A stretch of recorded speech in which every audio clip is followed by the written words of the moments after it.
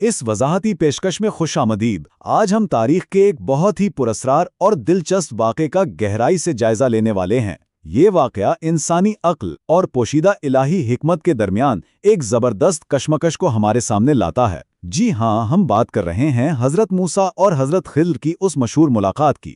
دراصل یہ صرف ایک سفر کی کہانی نہیں ہے، بلکہ یہ روحانیت اور کائنات کے ان رازوں کو سمجھنے کا ایک گہرا استعارہ ہے جو ہماری عام انسانی آنکھ سے اوجھل رہتے ہیں۔ تو چلیں، بنا کسی تاخیر کے اس زبردست موضوع کی گہرائی میں چلتے ہیں۔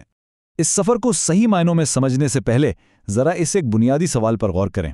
ہماری انسانی عقل، جو بظاہر ہمیں بالکل پرفیکٹ لگتی ہے اور جو انصاف اور ظاہری قانون پر چلتی ہے، وہ ان پوشیدہ فیصلوں کے سامنے کیسے کھڑی ہو سکتی ہے جو کسی بالاتر طاقت نے یعنی ڈیوائن ڈیسٹنی نے طے کر رکھے ہیں؟ سچی بات تو یہ ہے کہ یہی وہ بنیادی سوال ہے جس کے گرد یہ پوری داستان گھومتی ہے۔ ہم روزمرہ زندگی میں جو کچھ دیکھتے ہیں، کیا واقعی وہی مکمل حقیقت ہوتی ہے، یا اس کے پیچھے کچھ ایسے راز پوشیدہ ہوتے ہیں جہاں تک ہماری سوچ جا ہی نہیں سکتی؟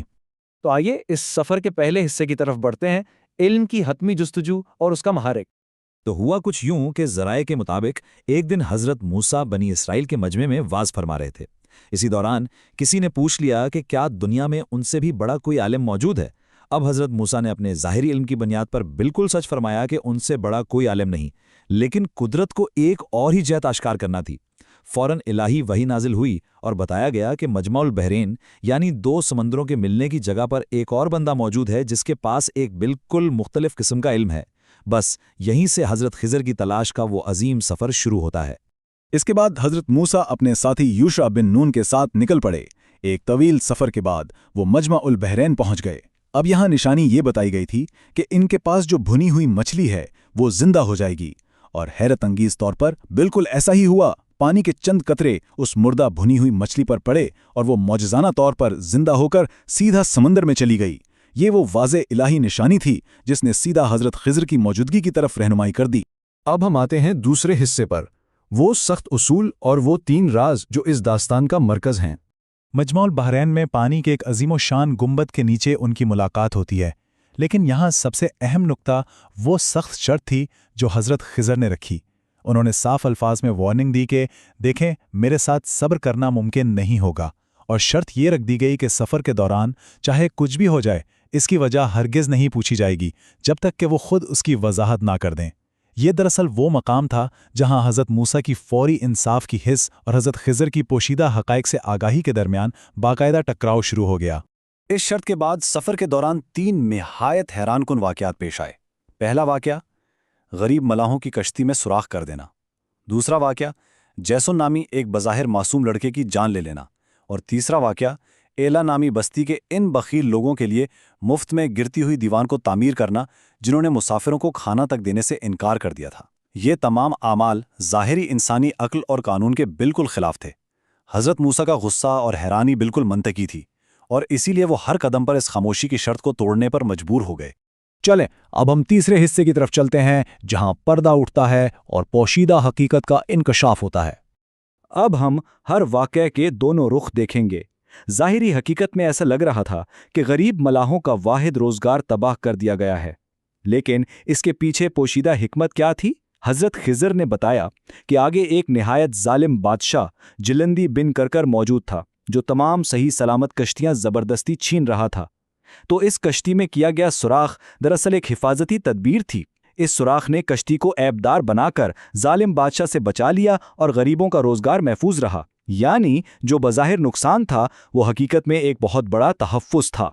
آئیے آگے بڑھتے ہیں اور دیکھتے ہیں کہ دوسرا اور سب سے زیادہ چونکا دینے والا واقعہ کیسے واضح ہوتا ہے۔ ظاہری عقل کے مطابق ایک معصوم لڑکے کا قتل ایک ناقابل معافی جرم تھا، مگر پوشیدہ الہی حقیقت یہ تھی کہ وہ لڑکا بڑا ہو کر اپنے نہایت نیک اور مسلمان والدین کو کفر میں دھکیل دیتا۔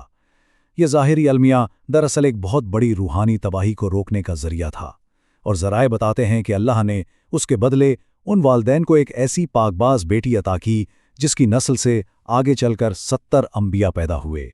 یہ واقعی اس بات کی گہری علامت ہے کہ روحانی بقا بعض اوقات ان طریقوں سے حاصل ہوتی ہے جو ہمیں بظاہر ناقابل فہم لگتے ہیں۔ اور اب تیسرا اور آخری راز، ایک ایسی بستی جس کے لوگوں نے اتنا برا سلوک کیا، وہاں دیوار کو مفت میں تعمیر کرنا بظاہر بے وقوفی لگ رہی تھی، مگر پوشیدہ حکمت یہ تھی کہ اس دیوار کے نیچے 2 یتیم بچوں اسرم اور سلیم کا خزانہ دفن تھا۔ ان کے نیک باپ نے ان کے لیے یہ خزانہ چھوڑا تھا۔ دیوار گرنے کی صورت میں وہ بستی والے اس خزانے پر قبضہ کر لیتے، لہٰذا وہ مفت کی مزدوری دراصل ان یتیموں کے حق کو اس وقت تک محفوظ رکھنے کا ایک ڈیوائن پلان تھا جب تک وہ بڑے نہ ہو جائیں۔ اور اب چوتھا اور آخری حصہ۔ اس حصے میں سب سے دلچسپ بات یہ ہے کہ ہم اس پورے واقعے کا حتمی فلسفہ سمجھنے والے ہیں۔ دراصل یہ سارا سبق ان 2 انتہائی اہم تصورات میں پوشیدہ ہے، علم ظاہر اور علم باطن۔ حضرت موسیٰ علم ظاہر کے نمائندے تھے، یعنی وہ قانون اور انصاف جو ہمیں بظاہر نظر آتا ہے اور جس پر اس دنیا کا نظام چلتا ہے۔ دوسری طرف حضرت خضر علم باطن کے نمائندے تھے، یعنی کائنات کے وہ پوشیدہ راز اور الہی منصوبے جو اس ظاہری پردے کے پیچھے خاموشی سے کام کر رہے ہوتے ہیں۔ یہ سفر ہمیں یہ سکھاتا ہے کہ قانون ظاہری اپنی جگہ بالکل درست اور ضروری ہے، لیکن کائنات کا مکمل نظام صرف ان ظاہری اعمال تک محدود نہیں، بلکہ اس میں ایک گہری اور پوشیدہ الہی حکمت بھی موجود ہے۔ اور اس فلسفے کی گہرائی کا اندازہ ایک نہایت حیرت انگیز تفصیل سے لگایا جا سکتا ہے جو ہمیں ذرائع سے ملتی ہے۔ ان یتیموں کی دیوار کے نیچے جو خزانہ محفوظ کیا گیا تھا وہ محض سونے یا چاندی کے سکوں پر مشتمل نہیں تھا، بلکہ در حقیقت وہ ایمان کی ایک سنہری تختی تھی جس پر زندگی، موت اور کائنات کے گہرے الہی فلسفے کندہ تھے۔ اس سنہری تختی پر لکھے گئے الفاظ آج بھی ہمیں سوچنے پر مجبور کر دیتے ہیں۔ اس پر درج تھا، مجھے حیرت ہے اس شخص پر جو موت پر یقین رکھنے کے باوجود خوش ہوتا ہے اور جو تقدیر کا قائل ہو کر بھی اپنے رزق کے لیے خدا پر الزام لگاتا ہے۔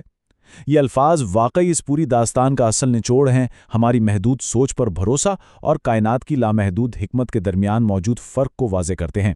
اور اس کے ساتھ ہی ہم اس سفر کے اختتام پر پہنچتے ہیں۔